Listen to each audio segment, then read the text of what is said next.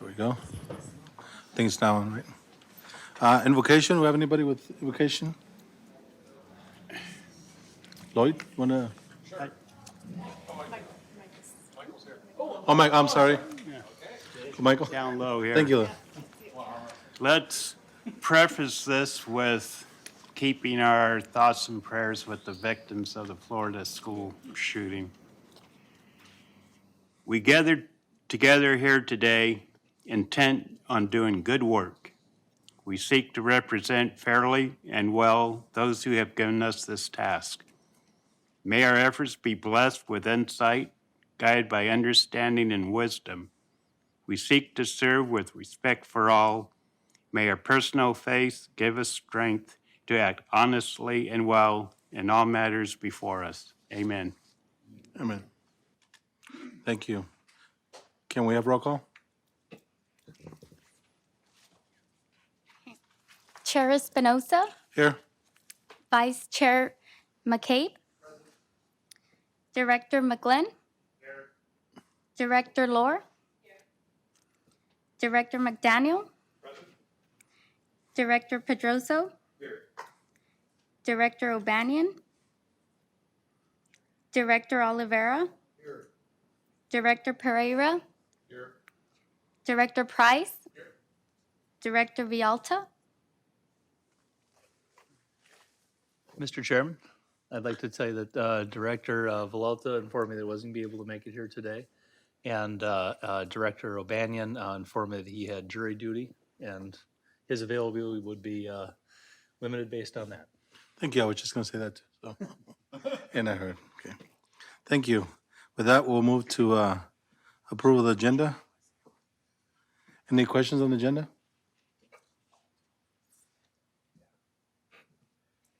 No question. Patrick? Yep. Oh, yes. Yes, thank you very much. Item 22 on the agenda, which the title is Request from City of Los Banos to review MCAG board makeup. As I had informed the chairman, there was a request to not have that item today with Director Villalta not being able to attend. Correct. Okay. Other than that, any other questions? If not, any motions? I'll move to approve the agenda with the exception of item 22. Okay, moved by Member Pereira. And is there a second? I'll second that. By McDaniels. All in favor? Aye. Any nays? Thank you. Item number 5, public comments. Members of the public wishing to address agenda items or comment on any item not on the agenda may do so during this time. Persons may also address any item on the agenda during consideration of that item. Comments are limited to 3 minutes per person. Please state your name and city or community of residence for the record. For items not on the agenda, no action will be taken. If it requires action, the item will be referred to staff and or placed on the next agenda. Anybody from the public? Thank you, then close it. We'll move on. Item number 6, it's an action item. The minutes, A, Merced County Association of Governments, Governing Board meeting for January 18, 2018. Item B, Transit Joint Powers Authority for Merced County, meeting for January 18, 2018. Item C, Regional Waste Management Authority Board, meeting for January 18, 2018. Any questions on the minutes? Any board member or the public? If not, any other motions, questions or motions? To approve by Laura, and is there a second? By Oliveira. All in favor? Aye. Any nays? Okay, thank you. Merced County Regional Waste Management Authority. Item number 7, order report, Merced County Regional Waste Management Monthly Update. Brooke Steyer. Information only. What information, and you can ask any questions you want. But good afternoon. You have before you the tonnage report for January, and you can see, again, it's huge tonnage, and it's a good economy and importation both leading to that. And then I want to mention the 2 expansions that we have going, one at each landfill. Billy Wright is a little bit ahead of Highway 59 because of the smaller space and it's getting more tonnage. And so that was posted on the website yesterday, MCAG for bids.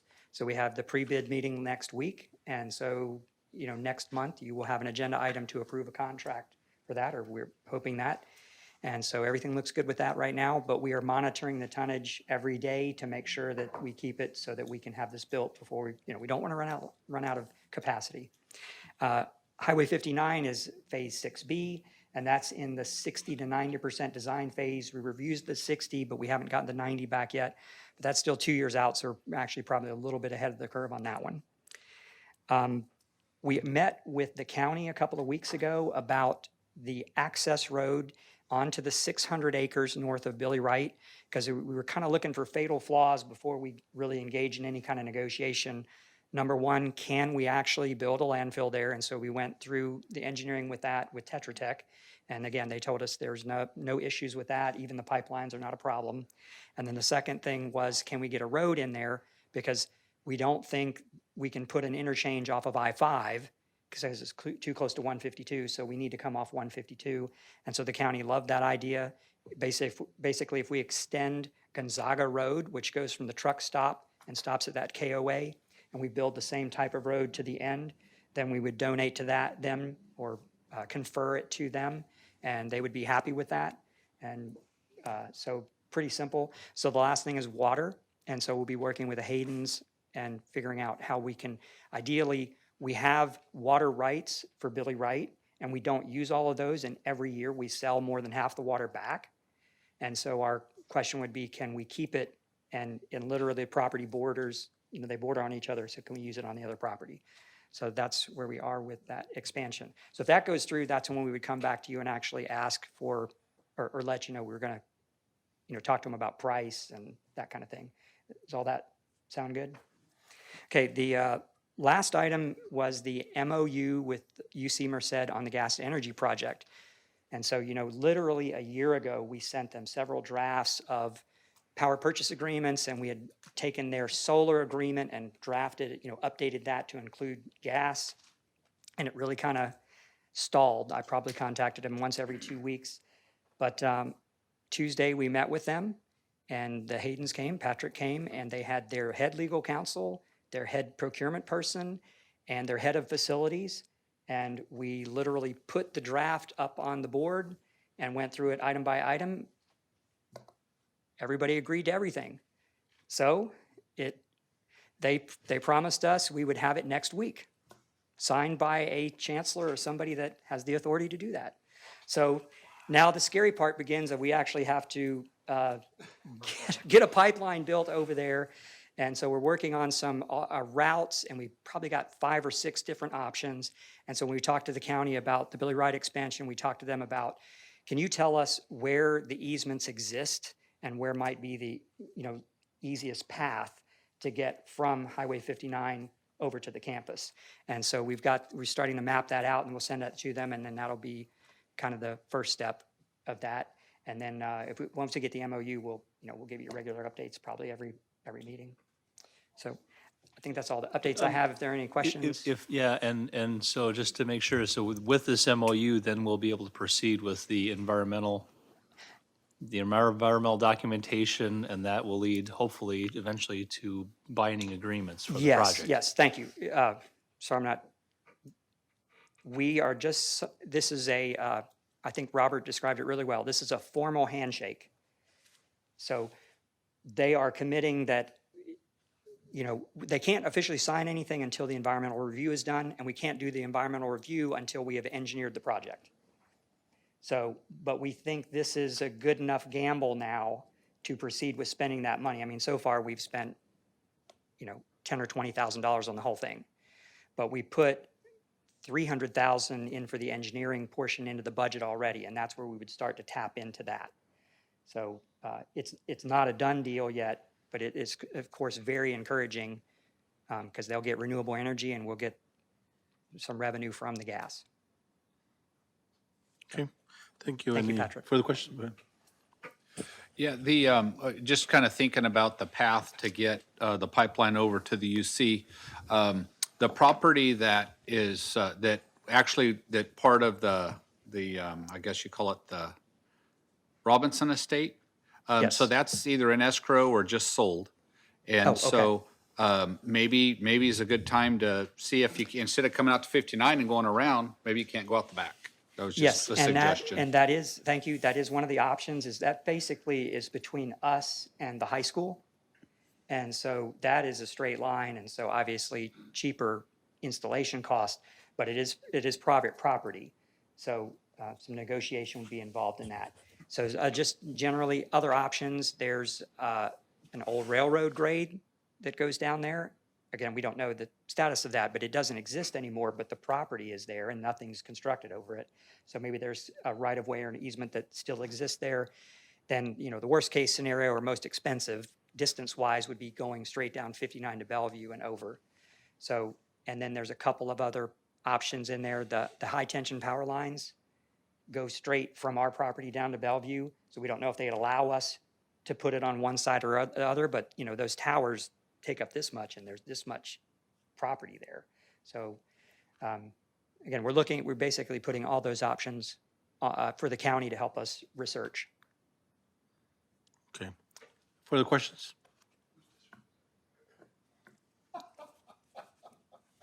Item number 8, resolution for Merced County Regional Waste Management Authority to administer regional grants. Action item, Brooke Steyer again. Oh, we got somebody else? Good afternoon, Jennifer Halpin with RWA. I'm actually going to present that one. So this is for, the resolution is needed so that the RWA can actually administer and submit regional grants. Those grants have funding that we then allocate to different programs for the cities and the county. That includes tire amnesty, so that's when you have your community cleanups, and we dispatch out tire trailers for the collection of those tires, where then it's hauled away and recycled at no cost to the cities and the county. Well, county for high volume areas like Winton, Delhi, and Planada, and then for each of the cities. And so it covers things like that, as well as collection of used motor oil from the public and other regional grants. So we would just need authorization to go ahead and adopt that for another 5 years. If there's any questions. Questions, members? No? Any question from the public? Okay, if not, we'll bring it back. And for the comments or motions? Moved by McDaniels and second by Pedrosa. Okay, first and second, all in favor? Any nays? Okay, all right, we'll move on. Number 9, Tuolumne County contract for waste disposal, action item.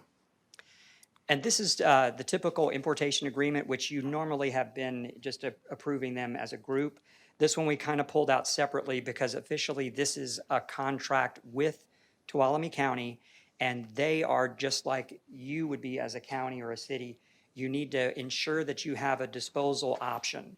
So this contract, basically, we're going to guarantee them that for the term of the contract, we will keep space at the Highway 59 landfill for them to bring their waste in. All the other contracts that you have, basically, we could tell them at the end of 30 days, stop coming in and end them. But this one would be a mutual contract. So it's been around since 2010, and there is, Highway 59 has a lot of airspace. So we think it's a good deal for them and for us. Question? Yeah, through the chair. So is this like we store water in a reservoir? Like you're not going to have one little section of the dump that's just for Tuolumne County. We keep track of, okay. Yes. It all gets mixed in together, but it's recorded at the scale house, and then we just include their tonnage in our volume estimates. So. Right on. Further questions? Any questions from the public? Okay, we'll bring it back and motions? I'll move to approve. Move to approve, is there a second? I'll second. Second by Pereira. Okay, all in favor? Aye. Any nays? Was there a nay? No? Okay.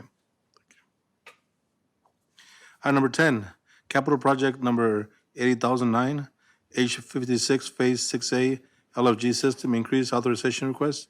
Action item, Nadia Gonzalez. Good afternoon. So we're seeking for additional funds to complete the landfill gas system that is in Cell 6A over at Highway 59.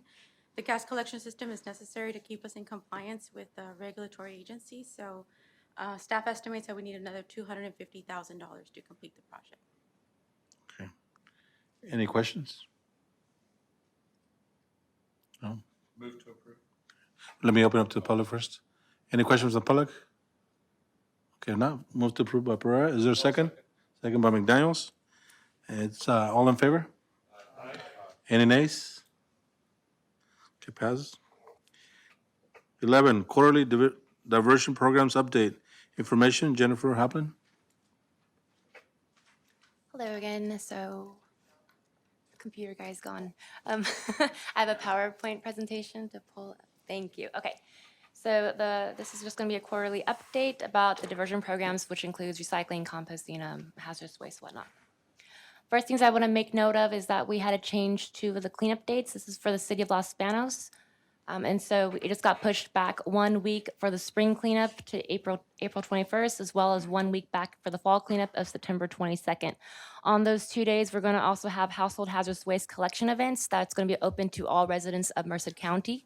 So those cleanup dates are going to be just for the trash side of it for city of Los Banos residents, but for household hazardous waste on the other side of it, we're going to open that to any of the residents. So from Gustine, Los Palos, Los Banos, anyone in the area can bring household hazardous waste at no cost to those events. The rest of the cleanup dates are going to remain the same. So we have 22 events scheduled with the cities and the county to be have the landfill open for longer hours to accommodate the trash pickups that are trucks that are coming into us at the landfills. And so again, this is just an example of one of those tire trailers that's going to be provided to some of the community cleanup events where it's provided, the residents can put in their tires in there up to 9 at a time at no cost, and then it's hauled away to get recycled at no cost. There's also going to be mattress recycling trailers that are going to be there for some of the cities and some of the high volume areas of the county. Those mattress trailers can hold about 150 to 200 mattresses per trailer. And that's, again, going to be at no cost to the cities or the county. And then you're not going to be responsible for the cost of disposing of those mattresses because they're going to be recycled out of county. Reminder, we do take mattresses at no cost at both of our landfills. We can take up to 4 units for free at Billy Wright landfill as well as Highway 59 landfill. So far, since October up until today's date, we've recycled more than 2,800 mattresses. So that's saved on costs from the residents not having to pay to get rid of their mattresses, cut down on legal dumping off of the public right-of-ways since they have now a way to get rid of that for free. And it's also created more landfill airspace in the landfill so that those mattresses are not going to be disposed of anymore in our landfill.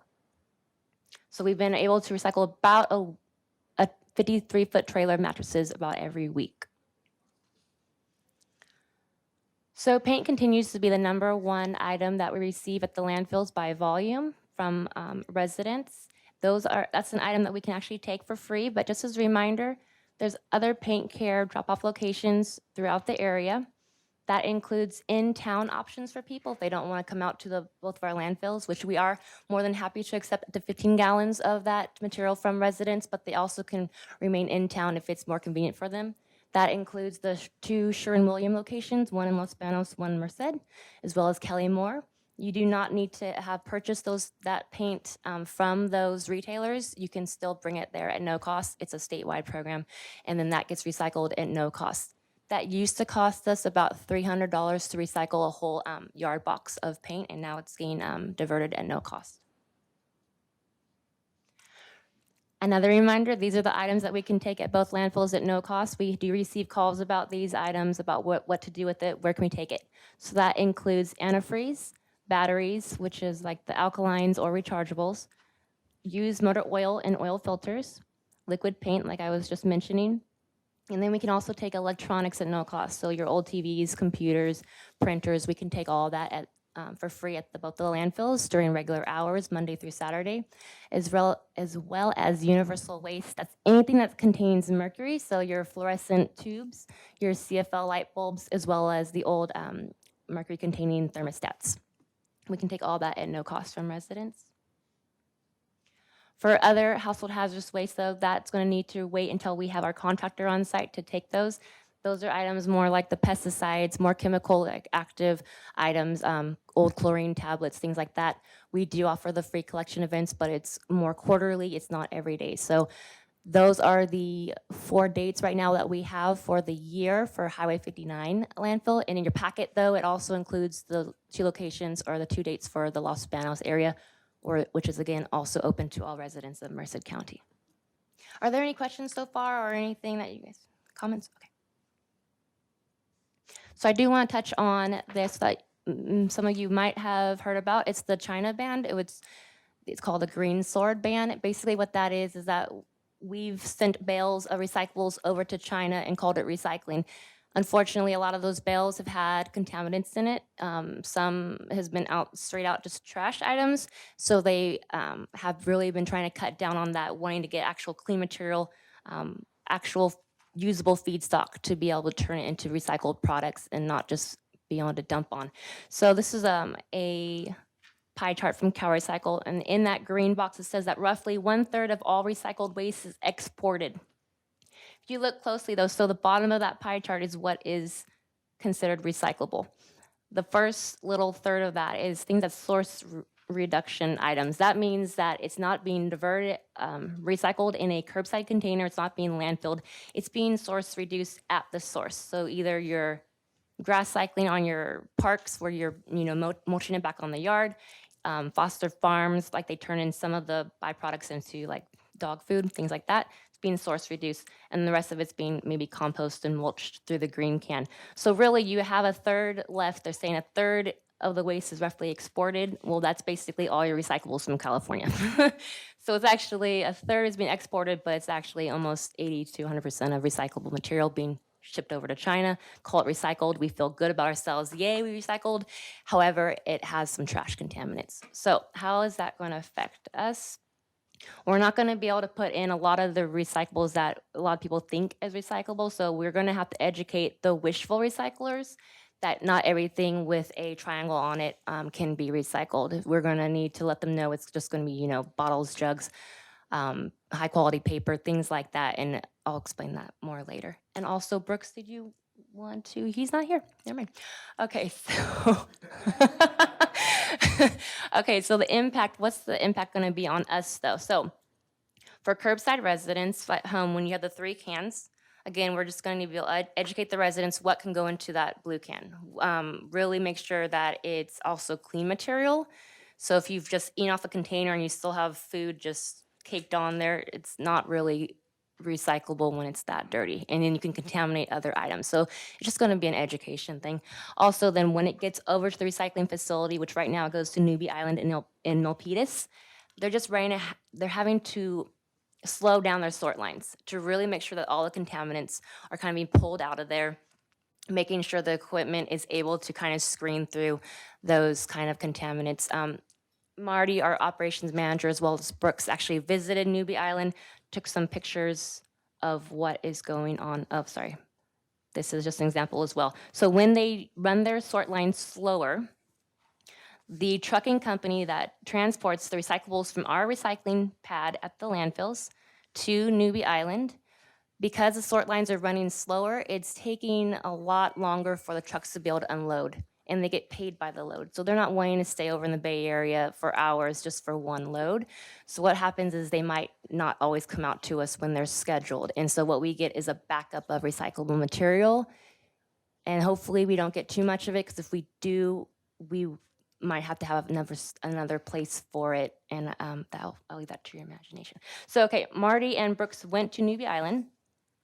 They already started seeing that a lot of it's being backed up, stored. Here you can see actually by scale how tall these piles are. That is a loader with a bucket. Those are pretty tall machineries. How tall is that loader? Oh, there you are. Sorry. Okay, so it's about 15 feet. So that's just inside of the MRF. There's also outside areas as well. So it is getting backed up. And did you want to talk about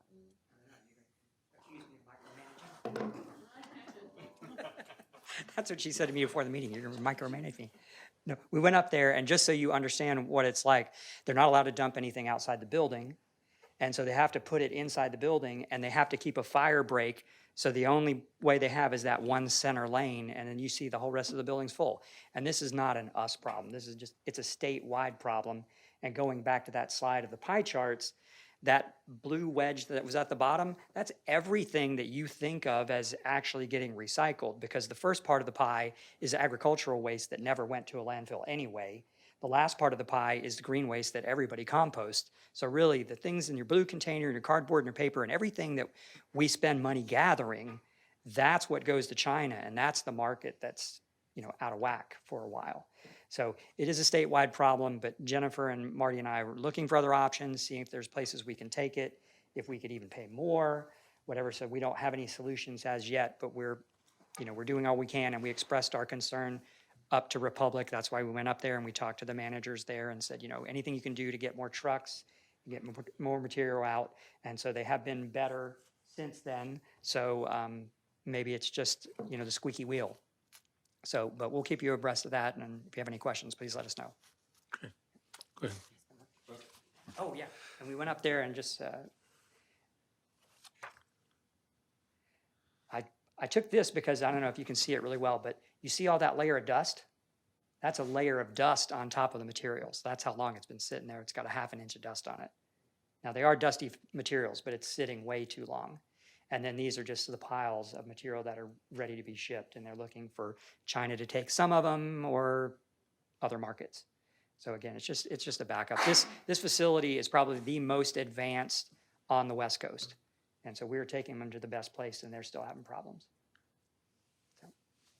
One question over here. So I have a question.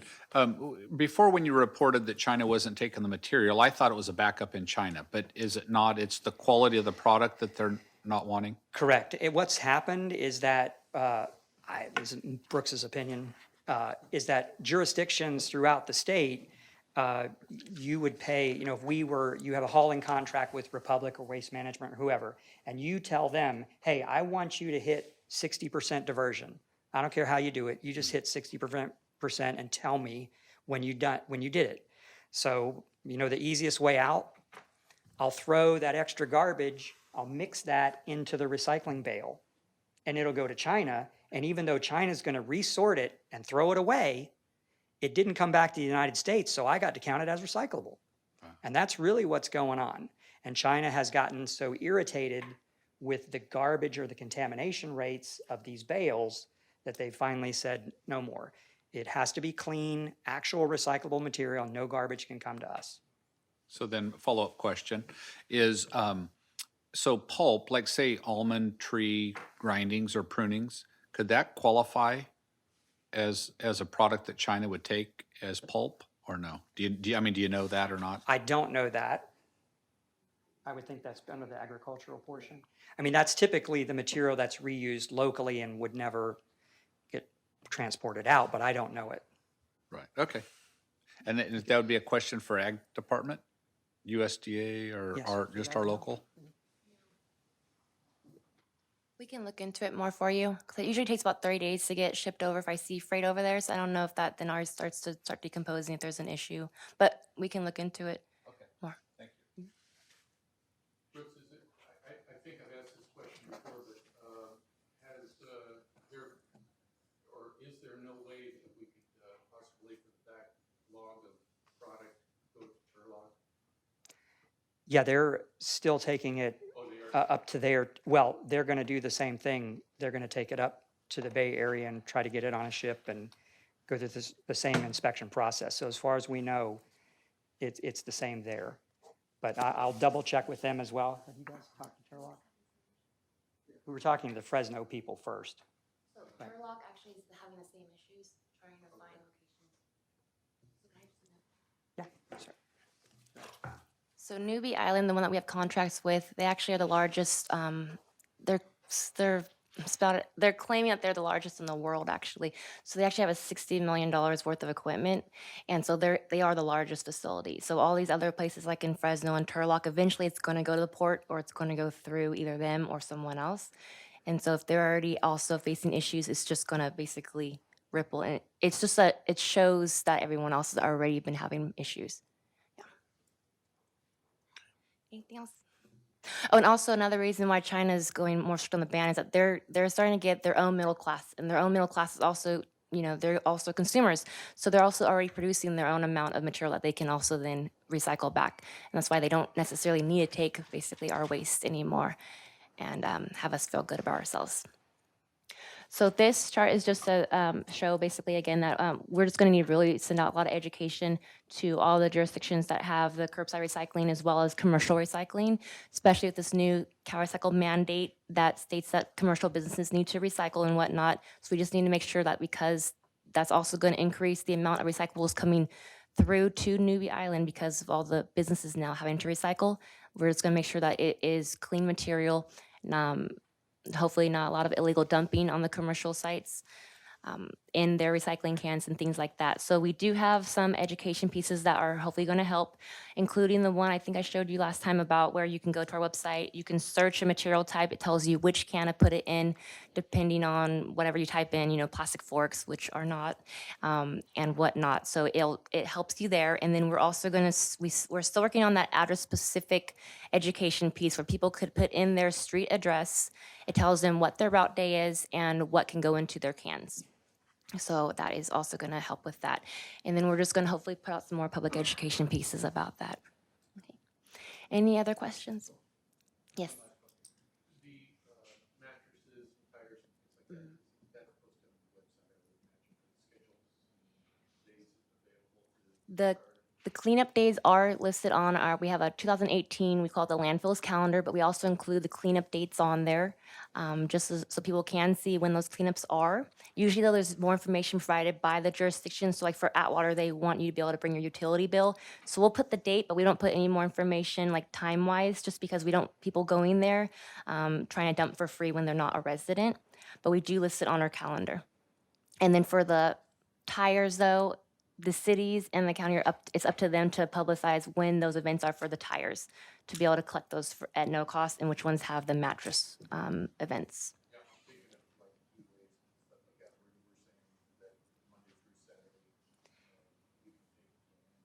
We do have on there that graphic of all the different little collage of items we can take at no cost. We also have on our household hazardous waste link on the website, as well as information about that on the actual landfill page. So when they're looking up rates, they can also see what they can bring out for free since they're already coming out to us as well. Okay. Thank you. If there are no comments on 11, we'll move on to 12. Master Consultant Agreements, Expenditure Summary. Information only. Brooks Dyer again. Yes, again, informational only, but please ask me any questions you may have. The way we structured the environmental engineering contracts, these are recurring tasks that happen all the time, and we have dozens of things going on every day. So we have 4 main categories of environmental engineering, and so we went out for procurement and got the qualified firms in each area. One of the firms got 2 areas, Tetra Tech, so they have the bulk of the number of contracts. And then another firm does the gas collection system and reporting. So this is just a semi-annual report now based on those contracts. So rather than you approving them every single time, you approve the main contract. We do work orders that are signed by Patrick, and so this is the result. And we just do this every 6 months. So if you have any questions, let me know. Otherwise, it's just Questions? keep tabs. No? All right, we'll move on to Transit Joint Powers Authority for Merced County. Number 13, oral report, Transit Joint Powers Authority for Merced County, monthly update, information, Artis Smith. Mr. Chairman, I'm going to be actually, Nav and I are going to be taking Artis's items today. He was able to attend TRB yesterday, but he actually is not here because we're about 30% of the way through construction on the transit facility and actually ahead of schedule, but a design issue was encountered that needed to be remedied before we went any further with construction. So he had to have an urgent meeting with our design team to make sure. So that's where he is. He really wanted to be here as a Los Banos native and resident of the community. So I was sorry to tell him he had to stay behind at that important meeting. But I've got a good list from him. We previously mentioned we had gotten 4 new Gillig full, bigger urban buses. We also just received 9 new Ford Transit van-based buses that will be used for ADA paratransit service. Those came painted, but they didn't have any decals and the like on them, so those are being prepared to entering service. And now now we'll need to be disposing of some old buses. Turns out we had some other old ones that were around, so we're gonna be cleaning out our fleet from those. We are monitoring the Measure V funded free rides for seniors, disabled, veterans on our fixed route system, and we now have data through January, so it's first 7 months of the fiscal year. Of course, August, there were free rides for everybody from a different grant funding source, so that's a little different month.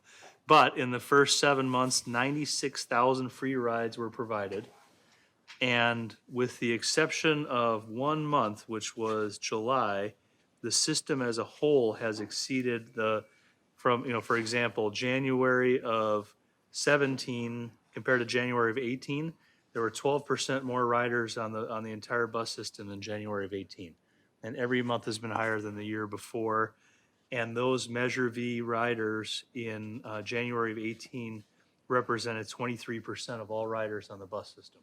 So obviously, this is being very well used by our residents. So happy to report that. Let's see, just some other things staff is working on. We work with a lot of different folks and different. We get requests for bus stops, and we're looking at implementing a couple of like a bus pullout by Walmart in the city of Merced. It was actually already designed and ready to go, so we're looking forward to moving forward with that. There's we've been working with Livingston Health Center at a facility they're looking at in Livingston, and how to have a bus stop there. And then finally, the last section is something I've mentioned previously that artists and transit staff have been working very hard on, which is to work with our contractors to make sure that we're getting our money's worth and we have the right services being contracted for, whether it be marketing and advertising or security, or our big contract we have with National Express as well, to make sure that everything is being done to provide the best, most reliable service to our customers. Questions? Thank you, Mr. Chair. Through the chair, so you said there's a 12% increase in ridership in January of 18 over January of 17. Correct. Was that free ridership or was that total ridership? That's total. Okay, Yeah, good. the total, yeah, so. I don't know if the free was the incentive of riders or No, what there were, was going on there. There were a little over 63,000 rides in January of 18 compared to 56 in January 17. But of those 63, nearly 15,000 or 23% were the free riders. Yeah. So Wow. we definitely think it's contributing to an increase in ridership. Right on. Thank you. Thank you, Chairman. Further questions? No? Okay. Then we'll move on to item number 14. State Transit Assistance Fiscal Year 2017-18 Claim for Quarter 1 Allocation Action Item. Again, Naf? Thank you, Mr. Chair. The State Transit Assistant, which we refer as the STA, funds gets allocated to Merced Region and to the Transit Agency on a quarterly basis by the State Controller's Office. These funds get deposited at Merced County Office of Auditor's Office. To obtain those funds, TJPA has to file a claim with MCAG to disperse those funds in the Merced Region to shares and the TJP shares to STA funds. It's about $262,000. Any questions? Questions by the board? Questions by the public? Okay. If not, it's an action item, so I'll entertain a motion. Move to approve as recommended. Move to approve by Director McDaniel. Is there a second? Second, McCabe. All in favor? Aye. Any nays? Okay, thank you. We'll move on to item number 15. Merced County Association of Governments, Caltrans report. Mr. Tom Dumas. Thank you. Hello, everybody. I don't know if you've had the pleasure, but I drove down I-5 today. Everything is in bloom, and that's the prettiest drive I've had in a long time down here. It was nice. I could use some rain, but I think that would kind of go against the farmers, so I don't know where we are there. Short report. First and foremost, last meeting, Mayor Vallata asked me to check on a pothole on on 152 and 65 intersection. That's been taken care of. Our Caltrans staff is scheduled to be at the Los Banos City Council meeting next week to discuss the pedestrian crossing on 152 and I think it's 11th Street, as I recall. And earlier, I handed everyone a copy of the update of our projects. I'd invite you to skip the black parts because those haven't changed from the previous months and go to the red. They will be the updates and what's changed. We do have the striping of Highway 99, all 27 miles will be starting in spring. So look forward to 6-inch lines out on 99 throughout the county. It'll hopefully make driving a lot safer and set the way for the new folks with the autonomous cars, so they'll be able to check the lines. Notable projects, they've finished the Livingston median barriers on 152 and 1st of February. They finished the Santanella Bridge rehab at 33 and I-5 in January. They finished just last week or so the Fowler Road realignment on 165. And they're starting pavement rehab on 59. But other than that, I was going to say if you have any questions, I'd pass them on to Brooke because he's taken all the other ones, but now he's left, so I guess I'm stuck with him if you have any. Questions, directors? No? Getting out of here Pretty easy free? today. Well, I don't want you to feel neglected. Okay. Say, don't get me spoiled. Yeah. Last fall, I had mentioned at one of our meetings that North Highway 59, south of Bellevue, Okay. that the asphalt's coming out of the road, and so it's not really a pothole. They're long strips, some 2, 3, 4 inches wide, but lengthy. And those don't seem to have been addressed, so I just kind of want to bring it up again. I'll push that to our maintenance folks and remind them that it needs to be addressed, especially because if and when we get wet rain, Yeah. it's not going to make it any better, that's for sure. And then the other one would be on the bridge over the Merced River on the same road. Okay. The drains catch sand, and in fact, there was oats growing in them that was about 2 foot tall until the street super came through here about a month ago and kind of smushed them down. But I don't know if there's It was our local landscaping, but okay. I know. So I don't know if there's a design flaw, that catches the dirt in the drain, but, because We can have them look, there might Yeah. be something down there that's clogging it up and, it's all of them, but it could just be yeah. All right. okay, thanks. Thank you very much. We'll move up to item 16, information, discussion only. Item A, MCAG newsletter, February 2017. B, DIBS quarterly report. C, calendar of meetings, conferences, and events. So that's just for information. And then we'll move on to item number 17, transportation planning update, information. Somebody filling in for Stacy? Oh, there she is.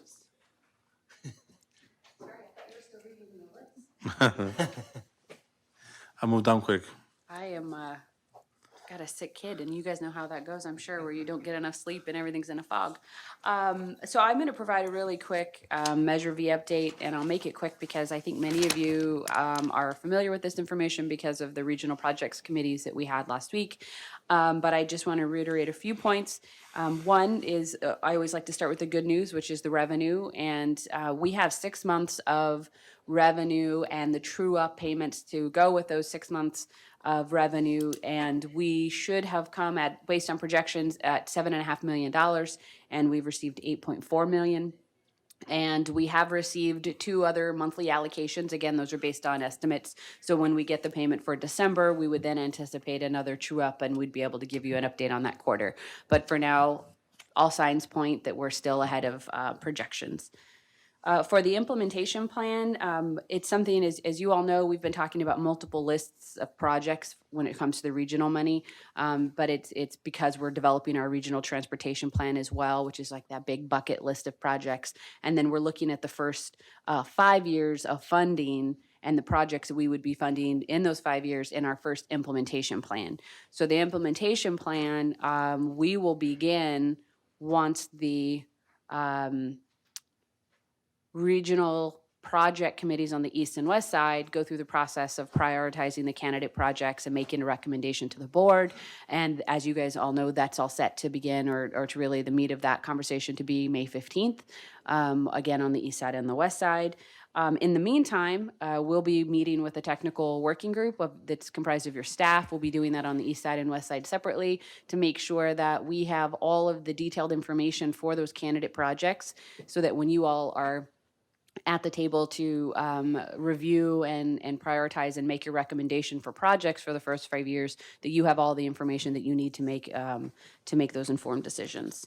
And then lastly, the one thing I'll mention are the funding agreements. And so as you may recall, I think it was about this time last year, we developed a master funding agreement that was between MCAG and the individual jurisdictions to have in place so that you all can receive the local projects funding. That original agreement was for a 1-year term, so those expire in June. So we have now developed an update to that. We are proposing a 2-year agreement, and the changes that are being included are pretty minor. In fact, they're not changes, they're additions. It's some clarification on reporting, clarification on the accounting systems that need to be in place, and some promotion ideas to make sure you're using your signs and whatnot. Those minor changes are highlighted in bright yellow. They've been sent to your legal counsels and to your TRB members, to your city managers and the county CEO.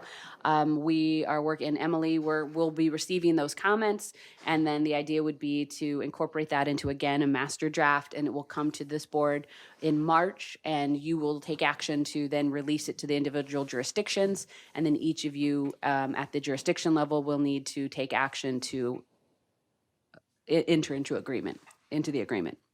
And that will need to happen before the end of the fiscal year. So we are on schedule for that. So that's the measure update. Unless anyone has any questions, I was going to turn it over to Matt Fell for a RTP update. Okay, thank you. Thank you.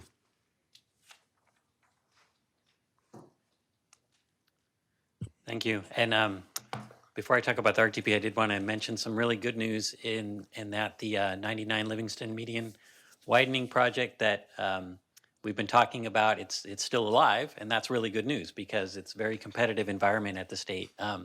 So in November, the board approved submitting to the state a regional transportation improvement program, which is basically asking the state to program the funding, and MCAG board offered to commit $5.5 million to match $70 million of state money, and that's in the STIP. And Patrick and I went up to the STIP hearing, and Patrick supported and testified on behalf of that project. And the CTC, basically, their staff said, well, you know, it looks like with all the submissions from the state, everything that everybody asked for, including the state's ask for this project, you know, that looks like that might work. So that's actually pretty good, because it looks like the Livingston widening project has a good shot of staying in the STIP and getting programmed. And if that happens, that would be looking at construction in 2022. So the project's already list. So the other thing that's good is that the northbound side is also still alive, and that's in a different program called the Trade Corridor Program. That's a new SB1 funded program. And the state actually submitted an application for both, southbound and northbound, because obviously it makes a great deal of sense to try and do both projects at the same time. But that is also an extremely competitive program. And so the northbound is in that list right now. So we'll see what happens. But in March, the CTC is due to decide the STIP. And then in May is when they'll make their decision on the Trade Corridor Program. And if it goes in the Trade Corridor Program, it could start construction as early as next spring. So, you know, it would be better if they both went to construction next spring, but if part goes to construction next year and the other part goes in, 3 years, I think we'll take that too. Yeah. So anyway, that's really good news so far. The regional transportation plan is underway. Last month, the board selected a preferred alternative. That's the basis for the EIR, and there are other alternatives that will be looked at in that. And we're targeting for releasing the draft document in April, with a 2-month public comment period to follow, and then bring it back to the board for consideration in August because it's due by September. So that's going well. And then I also wanted to mention our previous RTP that was adopted in 2014 and amended in 2016. We're working very hard with Air Resources Board to provide all the information they need to approve that, because believe it or not, that approval from Air Resources Board is still pending. So federal government has a role in approving RTPs, and that's all good. That was all done. But the state approval of our SCS, the greenhouse gas component, that's still pending. But we believe that we're close to getting that approval. We are providing all the things that they ask for, and it can be a lot of back and forth because they ask a lot of questions. So we got to answer all those questions. And I just wanted to mention one more thing, which is the regional multi-use path studies that are underway. We did enter into a contract with a consultant, and we had the first kickoff meeting. And so on the west side, that's the connection from Los Banos to Merced College, and on the east side, it's the connection from Atwater to Merced, bicycle, pedestrian, non-motorized. So that's, again, going well, and we're looking for completion of that study this year, and then that information can be used to develop grant applications to go after funding for those projects. And if you have any questions on any of those or any other things, I'd be happy to take those. Questions? No? I guess not. Okay. I think you're on for 18 again. Yep. 18, MCAG approval of state transit assistance fiscal year 2017-18 quarter one allocation distribution to the Transit Joint Powers Authority for Merced County and the Yosemite Area Regional Transportation System. And this one's an action item by Matt again. Yeah, thank you, Ms. Chair and members of the board. This is the second part of what now was just talking about, where the TJPA submits a claim for state transit assistance funds. And in addition to that, there's also a claim from YARTS for $7,789. And if you approve those claims, then the funds will get distributed to TJPA and YARTS. Okay. Questions? None? Okay, any question by the public? Okay, come back for motions or comments. Move to approve by Lilor. Is there a second? I'll second. By Oliveira. All in favor? Aye. Any nays? Okay. Passes? Yeah, I'm gonna recuse myself from the vote, Okay, because I sit on the yards, okay, and so if we have to vote to accept, then it would be a conflict. okay. Okay, we note that. One abstention by Director McDaniels. Okay, item number 19, request to reduce the fare box recovery ratio. It's an action item. It's me. Thank you, Mr. Chairman. The fare box recovery ratio is one of the many ways you can measure the performance of a transit system. And basically what it is you look at your revenues, including from the fare box, traditionally people paying fares, but it can also include other related revenue streams. For example, the bus receives funding from the UC that pays for the UC route in lieu of fares. So things like that can also be used as revenue. And of course, it looks at the cost. The standard rate that is the goal across the state for areas is 20%. And this past fall, I started hearing, while meeting with other COG directors, I started hearing concerns about folks that were concerned about their ability to meet that. And I met with staff and worked with NAV and our transit staff, and when we calculated the number this last fall, for the previous fiscal year, we came up with 18%. And while there are no ramifications today, if that 20% standard is applied and at the conclusion of this fiscal year, we don't meet the 20%, there could be financial consequences, as in the loss of funds. However, we do have the option, or MCAG has the option of modifying that standard. And to ensure that we don't risk losing any funds, we are requesting that standard be reduced to 15% for the purposes of our financial considerations. However, we want to stress, and I know that Artis put this in the report, that our goal remains at 20%, and we are actively taking steps right now, whether it's what I just mentioned about the reviewing contracts to make sure that we manage our costs, or whether it's working with our contractor to ensure our reliability to encourage ridership. which, equals fare box. We are taking all these different steps to ensure that. But in the meantime, we want to make sure there isn't any threat to our funding levels. That is all, sir. But of course, it's the best thing to do is stay above 20%. Yes. Is there ways we can probably advertise more and encourage more ridership? Well, yes, yes, Mr. Chairman, like I said, there are numerous, I just mentioned a couple of them, but there are numerous things that we can do to encourage ridership, and advertising and marketing is part of that. I think that just basic system reliability, encouraging folks to know that system is there and is going to be there for them when they need to board is another one. But yes, we'll definitely be looking into other options, and we do have great staff who do lots of different outreach events, but we'll be looking at that as well. Yeah, I would encourage that just in case it's lifted up to 20%, and we can't meet in the future, so we don't want to lose those funds. So, any other further questions? Any questions by the public? If not, I'll entertain a motion. Questions, motions? Moved by McCabe, is there a second? Olivera, second. All in favor? Thank you. Item 20, appointment of committee of the Board Advisory Committee. Action item, Patrick? Thank you very much, Mr. Chairman. As mentioned in the staff report, this is an item I discussed with the chair and the vice chair.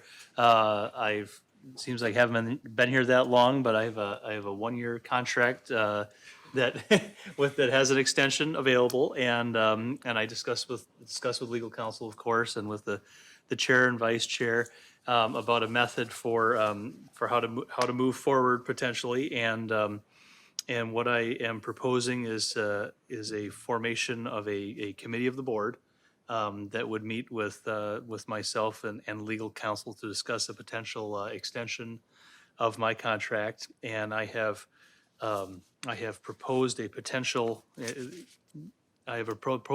method for doing so, as far as having up to 4 members that would include the current chair and vice chair.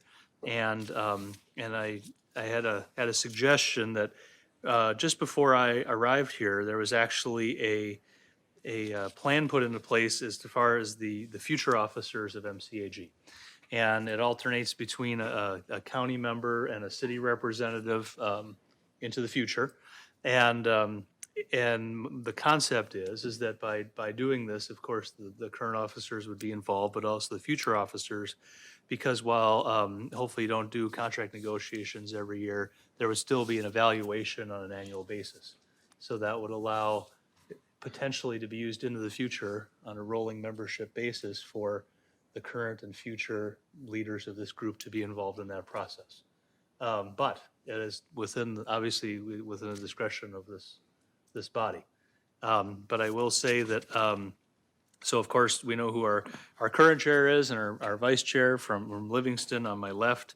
The next vice chair would happen in July, and would be a member of the county, or one of the county representatives. And the 4th member would be the representative of the city of Gustine.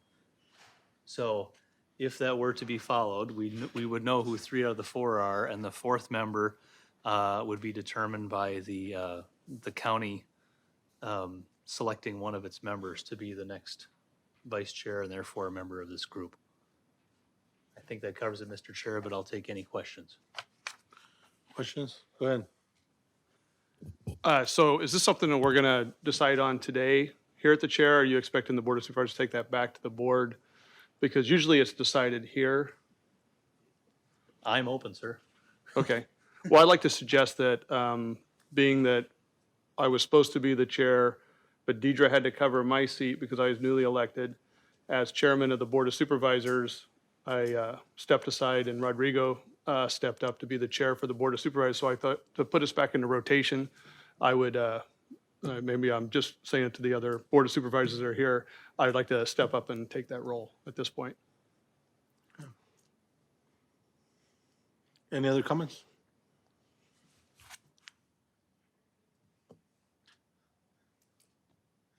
Sounds good. I guess nominating yourself anyway, that's a nomination, right? So- Okay. I guess we can vote on it now, and then we'll vote for a city representative, so if, Yeah, yeah. Gustine, that's right. Yeah, Mr. Chairman, it would be the member from Gustine. Okay, And as he wasn't here personally, I made sure I discussed it with the person. The other Olivera. yeah. Then the other, or the mayor, as you like to be, or as you may wish to be called, Mr. Mayor. But we still have to, I guess, that's fine. You guys okay? Okay, all right. So with that, I guess we have to do a motion. I think we did a motion to appoint the 4 members, and just to be clear, we wouldn't be having a meeting next week or anything. We actually, it doesn't have to happen this month, and probably wouldn't be a first meeting until next month. We are in the middle of our compensation classification study, which does potentially have something pertaining to this discussion. So we'll wait till we have that data available. Or motion. Just to clarify, so this would be a continued rotating committee then from here on out? We can make it that way. Yes, Yeah. yeah, Mr. Chair, yeah, potentially. If Right. it- I mean, my suggestion would be to try it this time, and if it were acceptable in the discretion of this board, it could be done again next year, and there would be just a 1-member shift Right. of the membership. We can do a 1-year contract extension and then. What a guy, Mr. Generosity. Right, just, But Mr. Chairman and Director McDowell, of course, if it were a 3-year extension, then it could be used for annual evaluations, which presumably would still be required. okay. Any other questions or motions? Any questions by the public? Okay, so, You need a motion? yeah, Oh, so moved. okay, is there a second? Second. By McCabe? Oh, by Pedrosa, okay. First by Pereira and second by Pedrosa. All in favor? Okay, any nays? Wait, we'll move on. 21, appointment to the 2018 Ana Maria Fuentes Scholarship Selection Committee. It's an action item. Go ahead. Mr. Chair. Okay, so I'm sure this is an item that's familiar to the board as it's been around for a while. The Ana Maria Fuentes Scholarship was established in 2010 in the honor, to honor the memory of Ana Maria Fuentes. The scholarship has continued to be funded through staff, former staff, and a few board members. It's a great and competitive opportunity that is offered to a graduating senior of Merced County. And today we are just looking to the board to appoint a member to the selection committee, and it would consist of reviewing applications and possibly presenting the scholarship to the recipient. All right, thank you. Go ahead, sir. Yeah, and I was on this committee at one time, and I thought it was fantastic, but I would like to nominate Supervisor Lohr because I just noticed the excitement that she did. Seems like you really enjoyed it this past year, and I'd like to nominate you to do it again. I thought you were supposed to nominate people that weren't here. I think that's what we did last time. I was actually here last time. And I did enjoy the process because I did that in my previous job. But I would love to share that opportunity with a city representative, if anyone's open to that. Alex? I mean, we're always, rotating city county, so I figured. Gustine's not yours.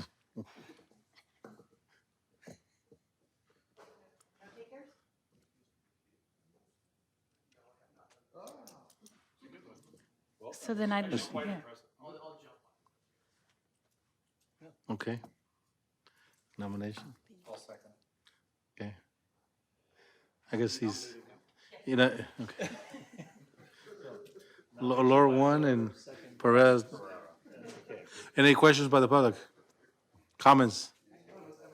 Thank you, come back, and then, all in favor? Any nays? All right, and 22 is pulled. Other reports, the Executive Director's report. Thank you, Mr. Chair. Let's see, several items we're working on are we're now already developing the overall work program and budget for the next year. We actually have to get a draft of the overall work program to Caltrans by March 1st. We expect to bring back on the agenda for next month more information, hopefully action to move forward on the purchase of the building currently owned by MCAG as the MPO, purchased by Transit, and then hopefully a contract to move forward with the design of that building so that Transit can actually move into there in the future. I just want to note that we are indeed closely following different federal actions that are going on right now and different proposals regarding federal funding and transportation related actions. I'll say this in the middle, so I don't have to save them for last. Mr. Blake Dunford, could you please raise your hand? Or stand up, thank you very much. Blake Dunford is our new assistant planner. He most recently worked for the city of Atwater, where he was very much appreciated. And we're glad to have him with us. He's going to be helping us with a lot of things, including working closely with Stacy on Measure V related activities. So looking forward to that. The pavement management activities that you guys, we previously approved a contract for pavement management with a company called Dynatest. They actually have now, I believe, completed data collection in Livingston and Atwater.